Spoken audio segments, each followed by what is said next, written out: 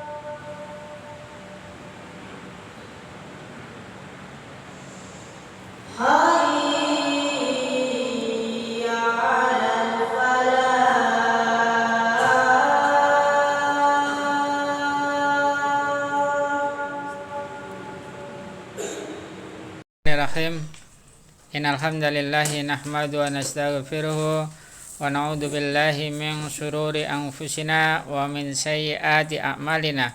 May yahdihillahu fala mudhillalah wa may yudlil fala hadiyalah. Wa asyhadu an la ilaha illallah wahdahu la syarikalah wa asyhadu anna Muhammadan abduhu wa rasuluh. Allahumma salli ala Muhammad wa ala alihi wa ashabihi ajma'in. Ya bunaya, ya ahli yang insyaallah dirahmati oleh Allah, mari kita lanjutkan pembacaan buku tentang Mi'atu Sunnati fi Tilawatil Quran, 100 sunnah dalam tilawah atau 100 sunnah dalam membaca Al-Quran. Sekarang sudah nomor yang ke-71.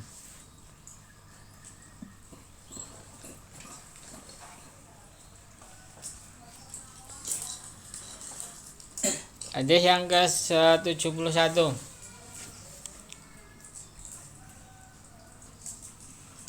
Ayo, saya buka.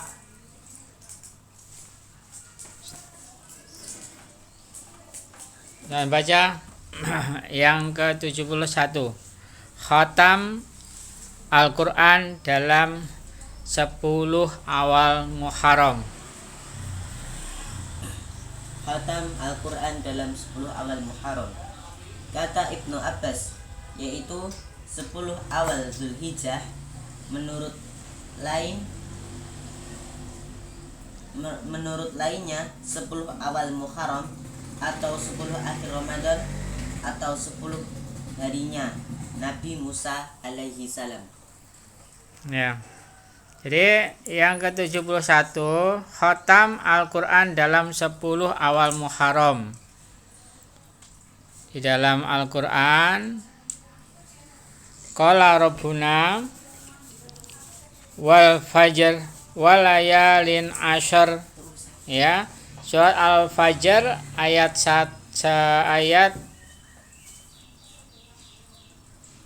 1-2, ya, yang artinya demi fajar dan demi malam-malam yang 10, ya. Juga di dalam hadis yang diriwayatkan oleh siapa ini?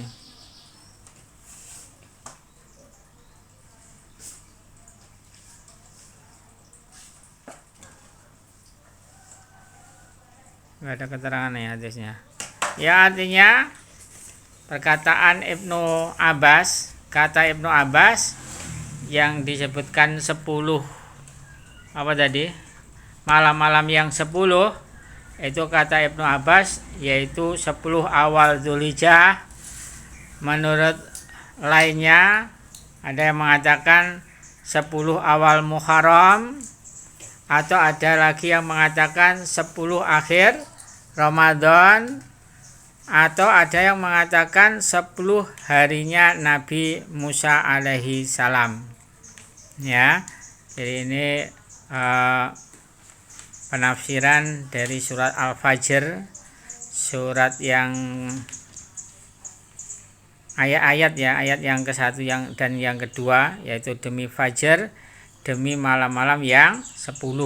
Jadi ini ada beberapa pendapat, ada yang mengatakan 10 awal Dzulhijjah, ya, menghatamkan apa? Al-Quran dalam 10 hari, atau yang lainnya, menurut yang lainnya, ya, pendapat yang lainnya ada yang mengatakan 10 awal Muharram, atau 10 akhir Ramadan, atau 10 harinya Nabi Musa alaihi salam, ya. Jadi ini ada sunnah, kalau bisa di 10 itu kita bisa menghatamkan Al-Quran, ya, dalam 10 hari. Ya, berarti 1 hari berapa? 3 juz, ya. Berarti kalau kita 1 hari bisa menghatamkan 3 juz, berarti 10 hari bisa khatam seluruhnya, ya. Yo. Terus yang ke-72, dan baca.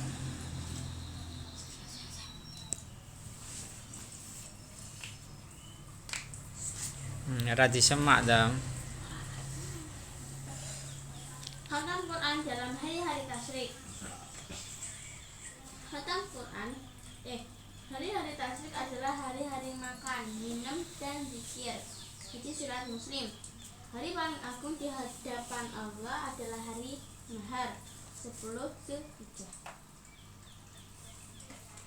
Lalu saya nek terusanin Lalu hari Qar, hari tenang, Zulhijjah. Hadis riwayat hari tenang 11 Zulhijjah. hari tenang 11 Zulhijjah. Hadis riwayat Abu Dawud. Ya. Ini yang ke-72, khatam Al-Quran dalam hari-hari tasyrik.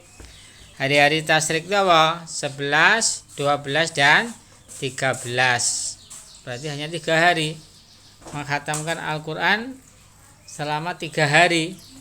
Karena di dalam hadis disebutkan hari-hari tasyrik adalah hari-hari makan, minum, dan zikir. Lah, zikir kita zikir itu salah satunya membaca Al-Qur'an, ya. Jadi membaca Al-Qur'an itu termasuk zikir, ya. Meskipun nanti ada zikir-zikir tertentu di hari-hari apa? Hari-hari tasyrik, ya. Seperti baca Allahu Akbar, Allahu Akbar, La ilaha illallah, Allahu Akbar, Allahu Akbar, walillahil hamd. Itu, ya. Jadi ya, membaca Al-Quran itu juga termasuk zikir kepada Allah Subhanahu wa ta'ala. Dan di dalam hadis yang lainnya, di dalam kitab As-Sunan dijelaskan a'dzamul ayyami indallahi yauman nahri summa yaumal qar. Ya, sabda Rasulullah. Hari paling agung di hadapan Allah adalah hari Nahr, yaitu tanggal 10 Dzulhijjah. Lalu hari Qor, hari tenang, yaitu tanggal 11 Dzulhijjah. Hadis riwayat Abu Dawud. Ya. Maka di hari-hari ini mari kita perbanyak untuk mengagungkan Allah. Ya, salah satu mengagungkan hari-hari di sisi Allah ya apa? Membaca Al-Qur'an. Terus hadis yang ke-73. Ini baca. Khatam Al-Qur'an di bulan Sya'ban. Khatam Al-Quran di bulan Sya'ban. Sya'ban itu di antara Rajab dan Ramadan. Orang-orang lali darinya, padahal diangkat padanya semua amal para hamba. Maka aku suka bahwa amalku diangkat dalam kondisi aku puasa. Hadis riwayat Baihaqi.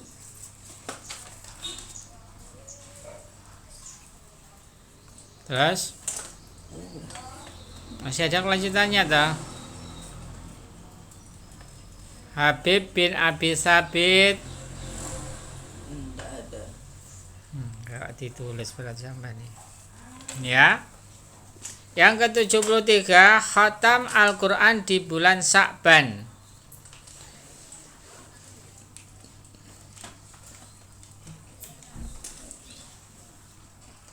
Ya, artinya Sya'ban itu di antara Rajab dan Ramadan. Orang-orang lalai daripadanya, padahal diangkat padanya pada bulan Sya'ban semua amal para hamba. Maka aku suka bahwa amalku diangkat dalam kondisi aku berpuasa. Ya, jadi ini di bulan-bulan Sya'ban, ya, itu dijelaskan di sini amalan, semua amalan para hambanya, ya, itu akan diangkat, ya. Jadi apa tadi? Padahal diangkat padanya pada bulan Sya'ban itu semua amal para hambanya. Maka aku suka bahwa amalanku diangkat dalam kondisi aku berpuasa. Ya, mulanya di dalam hadis yang lainnya nanti Rasulullah SAW di bulan Sya'ban itu amalan puasa yang banyak. Ya, puasa di bulan Sya'ban itu Rasulullah SAW memperbanyak puasa.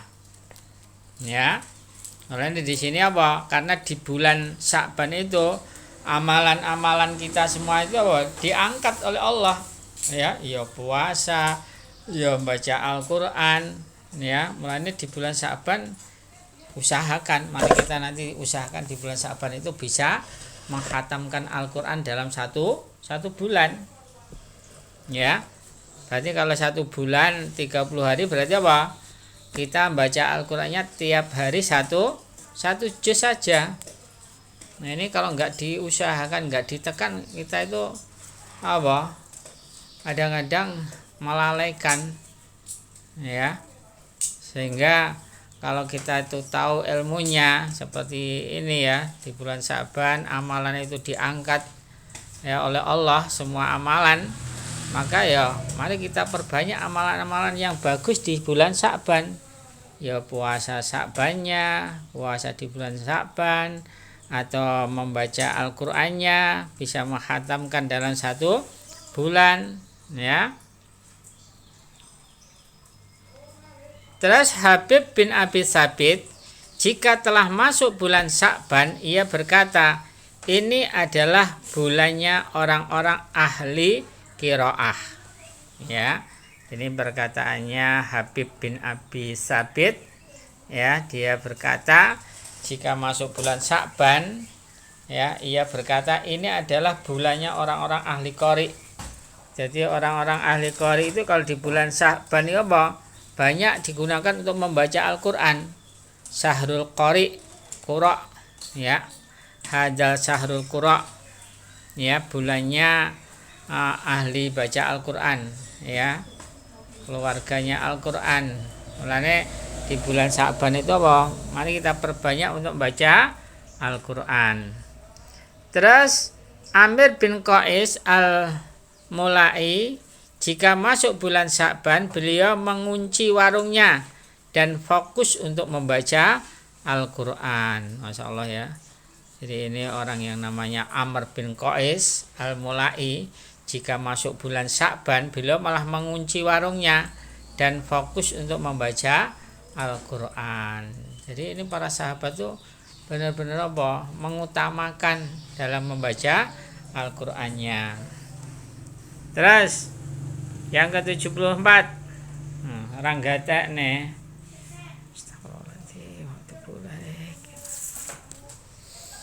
Doa saat khatam Al-Quran. Nabi SAW jika menghatamkan Al-Quran, beliau kumpulkan seluruh keluarganya. Hadis riwayat Baihaqi, hadisnya dhaif. Secara marfu. Nulismu ora lengkap iki. Ya, yang ke-74, doa saat khatam Al-Qur'an. Hadis ini diriwayatkan oleh Al-Baihaqi. An Qatadah an Anas anan Nabiyya sallallahu alaihi wasallam kana idza khatamal Qur'ana jama'a ahlahu. Ya, Nabi Muhammad sallallahu alaihi wasallam jika mengkhatamkan Al-Qur'an, beliau kumpulkan jamaah. Ya, beliau mengumpulkan seluruh keluarganya. Tapi hadis ini riwayatnya hadis riwayat Baihaqi dhaif secara marfu, ya. Tapi intinya apa? Kita itu boleh ya mengkhatamkan Al-Qur'an, ya. Setelah itu apa? Mengumpulkan keluarganya, ya. Ini tapi nggak tahu dhaifnya di matanya atau di sanadnya, ya. Terus yang ke-75, ayat baca. Teks doa khatam Al-Quran. Nabi SAW biasa membaca doa berikut setelah khatam Al-Quran. Hadis riwayat Abu Mansur. Coba ya kita baca. Nah, ini ya yang ke-75, teks doa khatam Al-Qur'an yang insyaallah sampai sudah hafal. Ayo kita baca, yaitu Nabi Muhammad sallallahu alaihi wasallam biasa membaca doa berikut setelah khatam Al-Qur'an. Allahumma arhamni bil Qur'an wa ja'alahu li imama wa huda wa rahmah. Allahumma dzakkirni ma nasitu wa alimni minhu ma jahiltu warzuqni tilawatahu ana al-laili wa atrafan nahar wa ja'alahu li hujjata ya rabbal alamin. Hadis riwayat Abu Mansur Al-Arjani dalam Fadhail Quran, hadisnya mu'dhaf, yaitu dhaif. Ya. Ini hadisnya dhaif. Tapi ini hari ini banyak diamalkan oleh saudara-saudara kita. Ya. Karena fadilahnya doanya isinya bagus ya. Terus sekarang yang ke 76, berdoa setelah tilawah. Berdoa setelah tilawah. Siapa yang telah membaca Quran, hendaklah ia meminta. Siapa yang telah membaca, Ulangi keliru itu.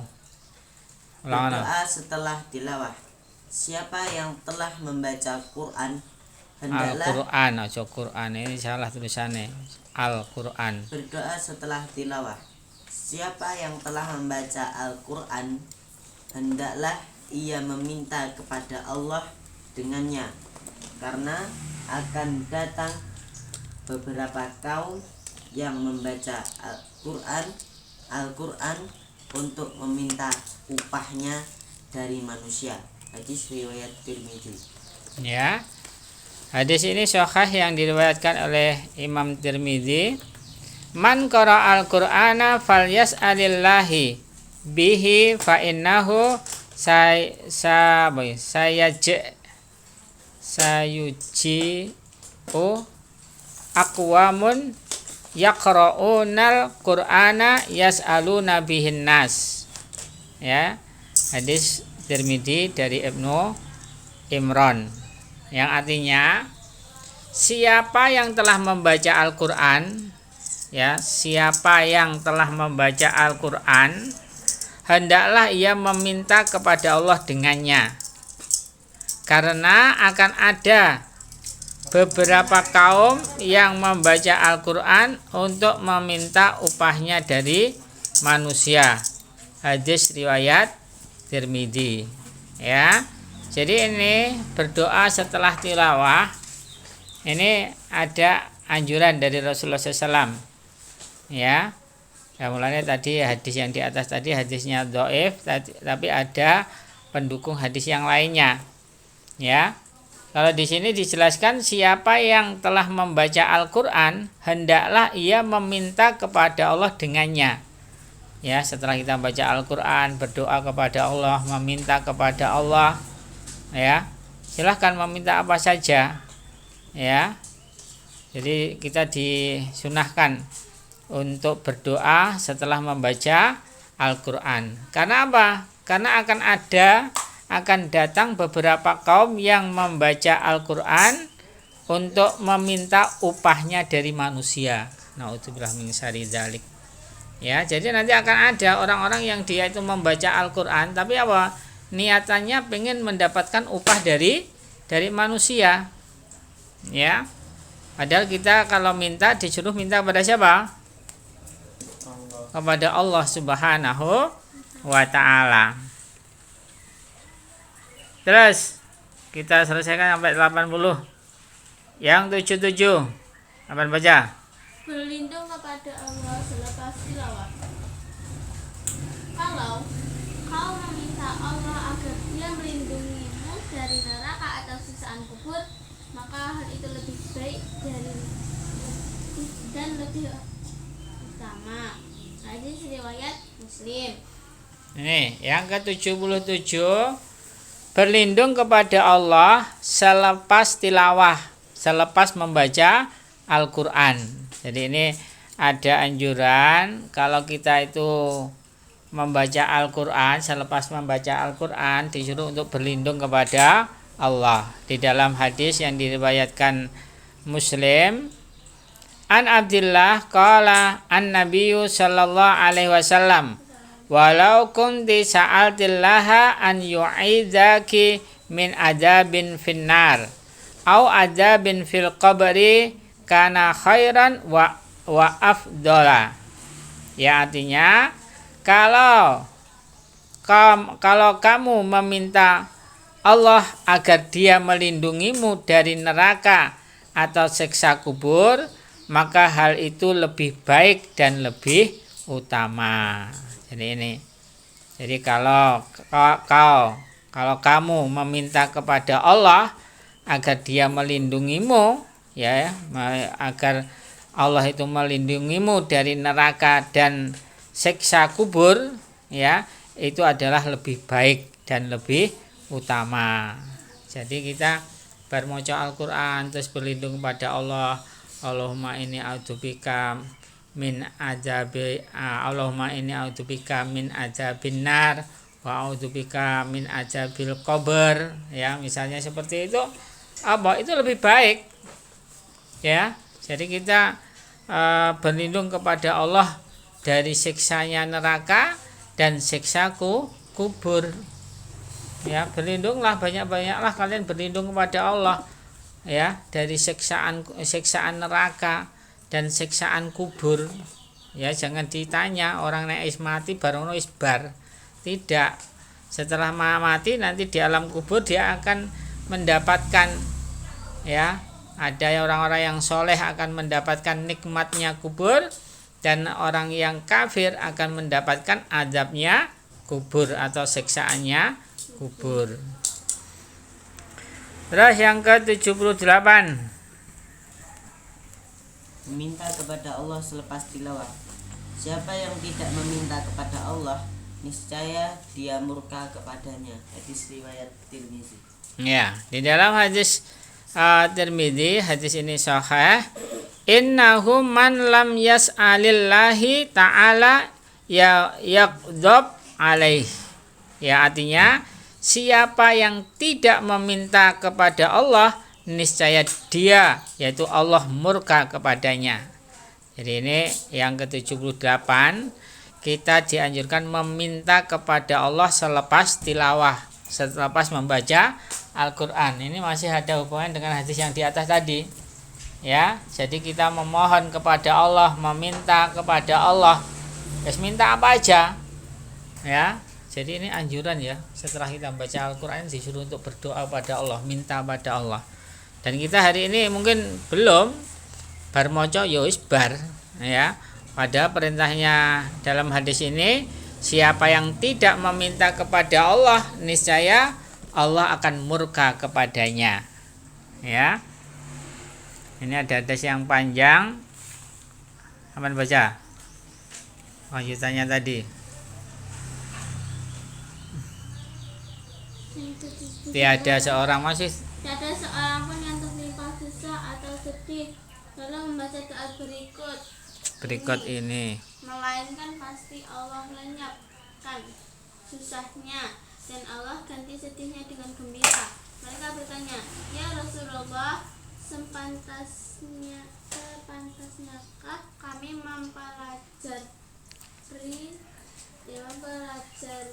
mempelajari doa tersebut? Beliau menjawab, tentu. Siapa yang telah mendengar dari doa ini, sepantasnya dia mempelajarinya atau hadis riwayat Ahmad. Ya, jadi ini masih hadis yang ke-78, ya.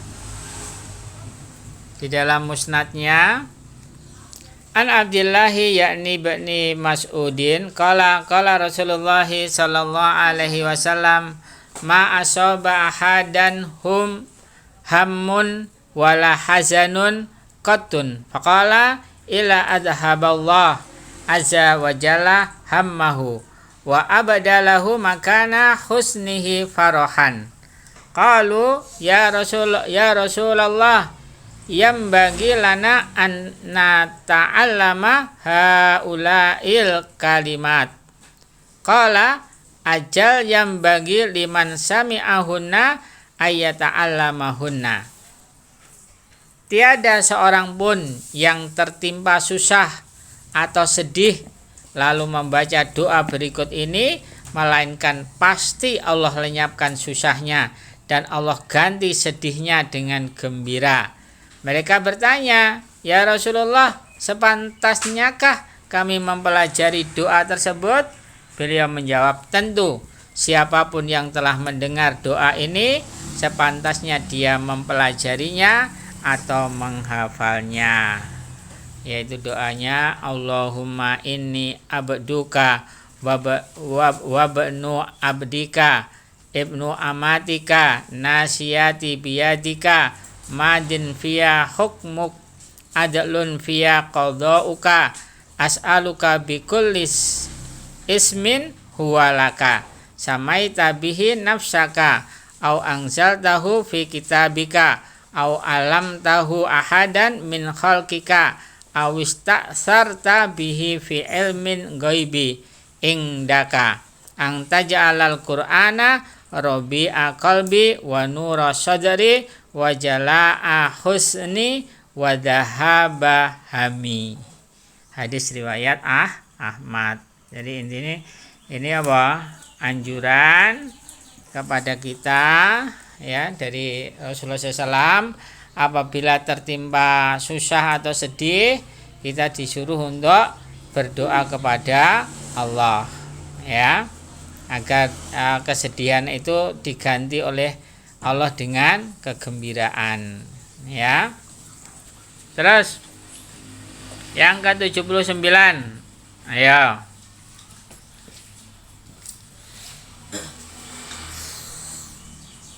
jangan baca yang ke-79.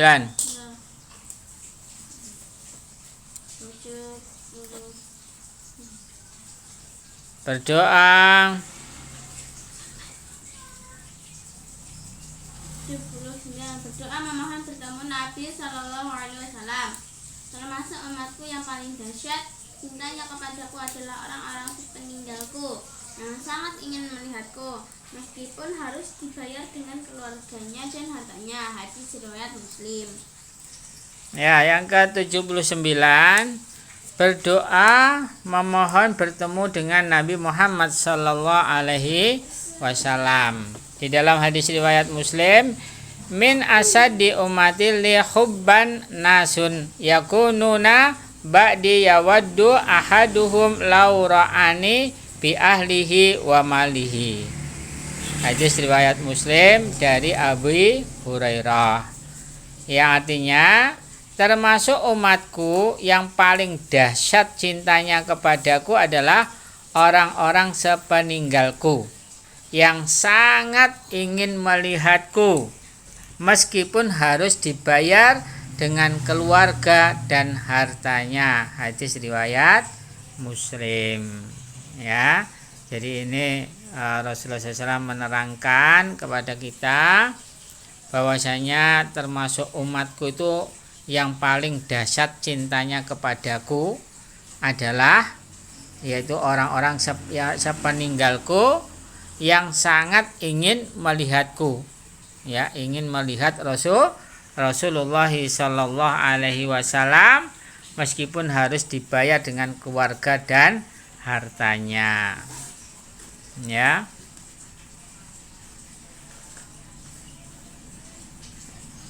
Terakhir yang ke-80. Ayo baca. 8.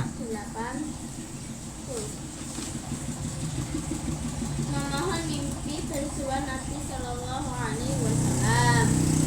Yazid Al-Farisi bertutur, aku bermimpi melihat Nabi Shallallahu Alaihi Wasallam di dalam tidur di masa Ibnu Abbas. Maka kuceritakan kepadanya, maka dia berkata, Nabi Shallallahu Alaihi Wasallam, sungguh setan tak mampu menyerupaiku. Maka siapa melihatku dalam tidur berarti benar telah melihatku. Bisakah kau sebut ciri-ciri lelaki yang kau lihat dalam mimpi tersebut? Aku berkata, ya. Salamnya dhaif. ya. Ini yang ke-80, memohon mimpi bersua, bertemu, berjumpa dengan Nabi Muhammad sallallahu alaihi wasallam. Yazid Al-Farisi bertutur, aku bermimpi melihat Nabi Muhammad sallallahu alaihi wasallam dalam tidur di masanya Ibnu Abbas. Maka ku ceritakan kepadanya, maka dia berkata, Nabi Muhammad sallallahu alaihi wasallam bersabda, sungguh syaitan tak mampu menyerupaiku. Maka siapa melihatku dalam tidur berarti benar telah melihatku. Bisakah kau sebutkan ciri-ciri lelaki yang kau lihat dalam mimpi tersebut? Aku berkata, iya. Sanadnya dhaif ya. Jadi ini hadis yang menerangkan tentang bermimpi bertemu dengan Nabi Muhammad sallallahu alaihi wasallam, yang isinya bahwasanya Nabi Muhammad SAW itu bersabda, jadi syaitan itu tidak mampu menyerupai siapa? Wajahnya Rasulullah sallallahu alaihi wasallam. Maka siapa yang melihat Rasulullah dalam tidurnya, maksudnya dalam mimpinya, berarti dia itu benar-benar telah melihat Rasulullah sallallahu alaihi wasallam. Maka kalau ada orang yang bermimpi seperti itu, disuruh untuk menyebutkan ciri-cirinya, ciri-ciri Rasulullah itu. Kalau sesuai dengan hadis, Rasulullah itu begini, berjalannya begini, rambutnya begini, ya, terus matanya begini, terus ada bulu dadanya, ya. Kalau itu sesuai dengan hadisnya, berarti benar itu adalah Rasulullah Sallallahu Alaihi Wasallam. Mungkin itu aja sampai yang ke 80. Insyaallah selanjutnya nanti 81, yaitu memohon berjumpa atau bertemu Nabi di alam yang nyata. Kiranya itu aja, mari kita tutup dengan doa kafaratul majelis dan alhamdulillah. Subhanakallahumma wa bihamdika asyhadu an la ilaha illa anta astaghfiruka wa atubu ilaik. Walhamdulillahi rabbil alamin.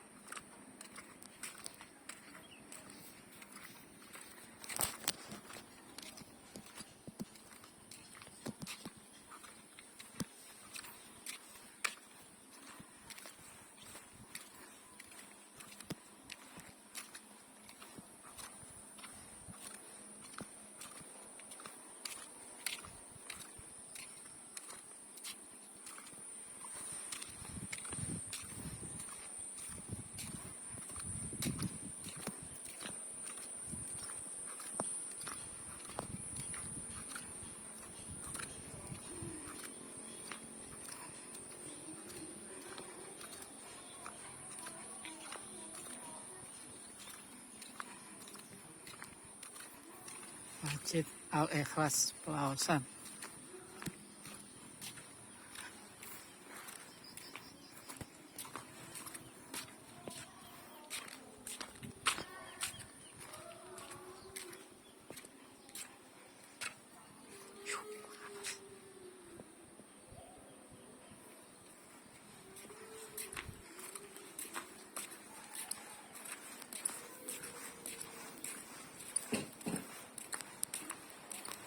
Mas.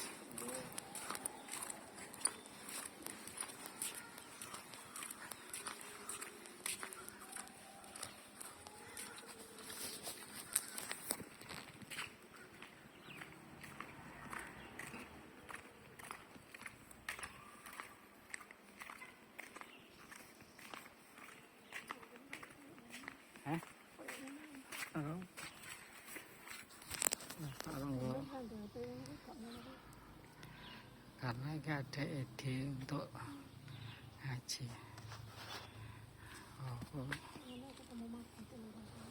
Hah?